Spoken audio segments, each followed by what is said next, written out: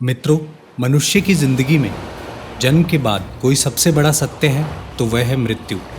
साधु हो या संत, राजा हो या फकीर, जिस किसी ने भी इस लोक पर जन्म लिया है उसे इस लोक को छोड़कर एक ना एक दिन जाना ही होगा।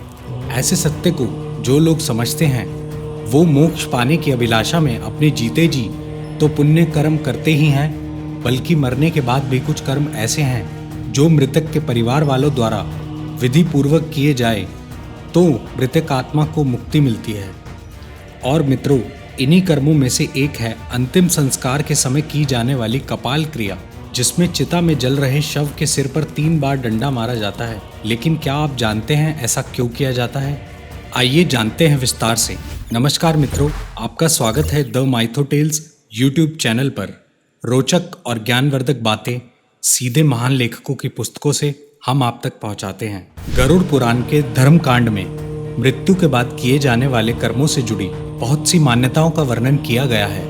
इसी अध्याय में शव के कपाल पर प्रहार करने की प्रक्रिया से जुड़ी विभिन्न धार्मिक तथ्यों का भी व्याख्यान किया गया है। गरुड़ पुराण के अनुसार मृत्यु के पश्चात अंतिम संस्कार के समय शव को मुखाग्नि दिए जाने के बाद बांस के डंडे पर एक लोटा बांधकर शव के सिर पर घी डाला जाता है, और ऐसा इसलिए किया जाता है ताकि अग्निदाह के समय शव का सिर अच्छे से जल सके।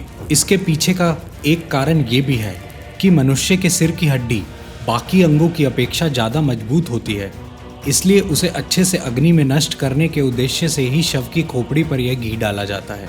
अब प्रश्न यह उठता है कि शव के कपाल को पूर्ण रूप से नष्ट क्यों करना आवश्यक है। वास्तव में इसे करने के पीछे का कारण भी गरुड़ पुराण में वर्णित है, जिसके अनुसार अगर शव की खोपड़ी अग्निदाह के पश्चात अधजली रह जाती है तो मृतक के अगले जन्म विकास पूर्ण रूप से नहीं हो पाता और वो अविकसित ही रह जाता है।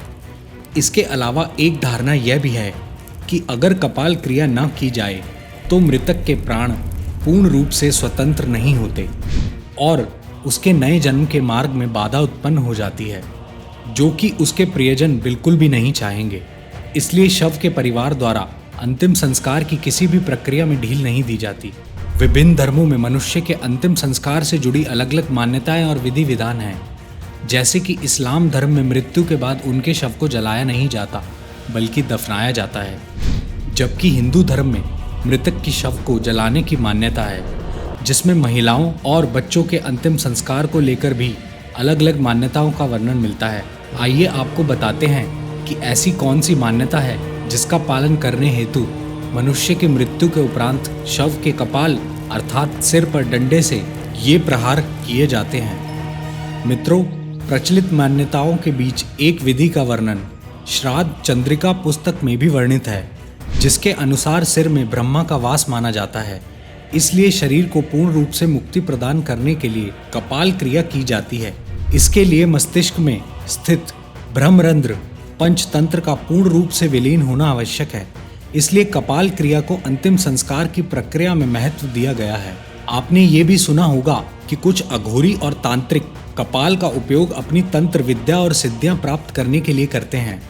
यदि ऐसा उनके प्रियजन के कपाल के साथ हो जाए तो मृत्यु के बाद मृतक के लिए मोक्ष प्राप्ति की प्रक्रिया असंभव हो जाएगी। इस कारण भी कपाल क्रिया करना आवश्यक हो जाता है। कपाल क्रिया को समझने के लिए हमें शरीर और इसमें मौजूद 7 चक्रों से जुड़े पहलुओं को जानना भी जरूरी है, जिसमें मूलाधार, स्वादिष्टान, मणिपुर, अनाहत, विशुद्धि, आज्ञा चक्र एवं सहस्त्रार चक्र शामिल है। इनमें से सहस्त्रार चक्र को कपाल क्रिया से सीधा जुड़ा हुआ माना जाता है। सहस्त्रार अर्थात मस्तिष्क का मध्य भाग। इसे आप इस तरह भी समझ सकते हैं कि यह मस्तिष्क का वो हिस्सा होता है जहाँ चोटी रखी जाती है। यदि व्यक्ति यम नियम का पालन करते हुए यहाँ तक पहुँच गया है तो वह आनंदमय शरीर में स्थित हो गया है। ऐसे व्यक्ति को संसार में संन्यास और सिद्धियों से कोई मतलब नहीं रहता। इस चक्र को जागृत करने के लिए लगातार ध्यान लगाने की आवश्यकता होती है। मूलाधार से होते हुए सहस्त्रार चक्र तक पहुंचा जा सकता है। इसे ही मोक्ष का द्वार भी माना गया है। वास्तव में धर्मशास्त्रों के अनुसार जब मनुष्य की मृत्यु होती है तब हमारी आत्मा उसी चक्र से शरीर को छोड़ती है जिस चक्र के आसपास हमारा संपूर्ण जीवन व्यतीत हुआ हो। शास्त्रत से आत्मा के निकास को मोक्ष प्राप्ति माना गया है। शास्त्रत से जब आत्मा निकलती है तो कभी कभार मस्तिष्क को फोड़कर निकलती है। और मित्रों, ये भी जरूरी नहीं कि 7वें चक्र को जागृत करने वाले हर व्यक्ति की आत्मा मस्तिष्क को फोड़कर ही बाहर निकले, लेकिन ऐसा कभी कभी होता है। अगर किसी व्यक्ति की मृत्यु के दौरान अपने आप मस्तिष्क फट जाए तो मतलब साफ है कि वह साधारण व्यक्ति तो बिल्कुल भी नहीं रहा होगा और वह निश्चित ही मोक्ष प्राप्त करने वाला है। तो मित्रों, हिंदू धर्म में वर्णित कपाल क्रिया से जुड़ी ये मान्यताएं और विधि हिंदू धर्म में विश्वास रखने के लिए किसी नियम से कम नहीं है। चाहे आप इन मान्यताओं में विश्वास रखते हो या नहीं, ये मान्यताएं अप्रत्यक्ष रूप से आपके जीवन से लेकर मरण तक आपसे जुड़ी हुई हैं और इसलिए इनके बारे में जानना ज़रूरी है। मित्रों, आपको अगर आज के विषय पर हमारा वीडियो पसंद आया हो तो हमें प्रोत्साहित करने के लिए हमारे चैनल को सब्सक्राइब एवं वीडियो को लाइक शेयर अवश्य करें। आप अपना सुझाव हम तक कमेंट बॉक्स के जरिए पहुंचा सकते हैं। आपका बहुत बहुत धन्यवाद।